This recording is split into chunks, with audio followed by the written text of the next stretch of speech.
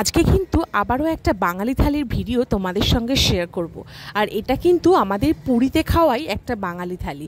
দেখো, ফার্স্টে উনি খাবারগুলো সার্ভ করছিলেন, ততক্ষণে আমি তোমাদের রেস্টুরেন্টের আশপাশটা দেখিয়ে দিলাম। রেস্টুরেন্টটার নামটা কিন্তু 12 মাসে 13 পার্বণ। আর এদের অনেকটা বড় রেস্টুরেন্ট, আর পুরোটাই কিন্তু এসি। উনি খাবারগুলো দিয়ে দিলেন, আর আমরা কিন্তু এই হান্ডি চিকেনটা আলাদা করে নিয়েছিলাম। কাতলা মাছের কালিয়া, ডাল, আলু পোস্ত, চাটনি, পাঁপড়, আর তার সাথে কিন্তু সয়াবিন ছিল। এটা ছিল হচ্ছে মাছের থালি। তো ফার্স্টেই চলো ডাল দিয়ে একটুখানি ট্রাই করে দেখি ডালটা কেমন হয়েছে। আর ও কিন্তু এদিকে শুধু আলু পোস্ত খাচ্ছিল। আমি ডালটা ভালো করে মেখে নিয়ে ডালের সঙ্গে একটু আলু পোস্ত মেখে খেলাম। তবে আলু পোস্ত আমার একটু মাখামাখাই ভালো লাগে, তবে এনারা কিন্তু বেশ ভালো বানিয়েছিল ঝাল ঝাল করে আলু পোস্তটা। আর ডালটাও মুগ ডাল ছিল, খুব সুন্দর ফোড়ন দিয়ে করেছিল, তাই জন্য কিন্তু ভীষণ সুস্বাদু লাগছিল। আর এরকমভাবে পাঁপড় ভাজা দিয়ে ডাল আমার তো ব্যাপক লাগে। ডাল দিয়ে পাঁপড় ভাজা দারুণ যায়। ও কিন্তু এদিকে সয়াবিন দিয়ে খাচ্ছিল, আর আমরা কিন্তু এক্সট্রা রাইস নিয়ে নিয়েছিলাম। এক্সট্রা রাইসের জন্য এখানে কিন্তু চার্জ লাগে। একটা রাইস যথেষ্ট পরিমাণে ছিল না, তাই জন্য আমাদের আর একটা রাইস নিতে হয়েছিল। এরকম সয়াবিনের তরকারিটা ছিল কিন্তু দারুণ, বেশ সুন্দর কষা কষা করে বানিয়েছিল। আর সয়াবিনগুলো ভীষণ সুন্দর নরম ছিল। অনেকদিন পরে থালিতে এরকম সয়াবিন পেলাম, তাই কিন্তু দারুণ লাগলো। আর আমরা যে কাতলা কালিয়াটা নিয়েছিলাম, কাতলা মাছের পিসটা কিন্তু অনেকটা বড়, দেখো। আর কাতলা কালিয়াটা দেখেও মনে হচ্ছিল বেশ ভালোই হবে। চলো মাছটা খেয়ে দেখা যাক, আর তোমাদের জানাই যে মাছের কালিয়াটা কেমন ছিল। আশা করি ভালোই হবে। যাই হোক, মাছের কালিয়াটা কিন্তু ভীষণ সুন্দর, দুর্দান্ত স্বাদের ছিল।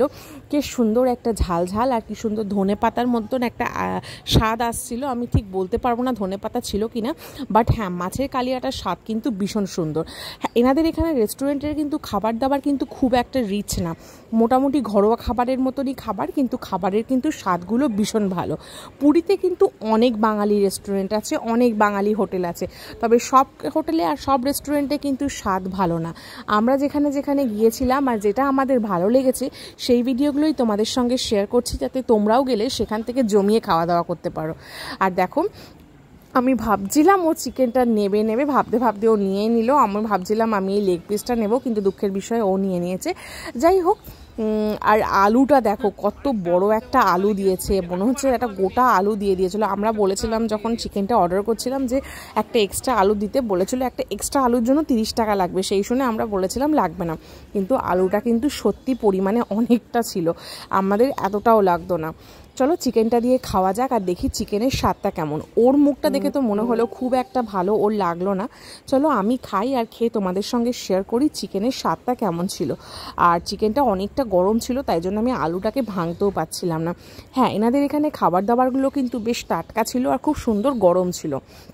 তবে চিকেনটা খেয়ে কিন্তু আমার অ্যাভারেজ লেগেছে। চিকেনটা যে খুব একটা সেরকম লাগেনি, কারণ চিকেনটা অনেক লাইট ছিল, আর তার থেকেও বড় কথা খুব সেই মশলার একটা স্বাদ আসছিল না। শেষ পাতে কিন্তু ছিল এরকম টমেটো চাটনি, যেটা কিন্তু বেশ খেতে ভালো ছিল। আজকের খাওয়া দাওয়া কিন্তু বেশ ভালোই ছিল।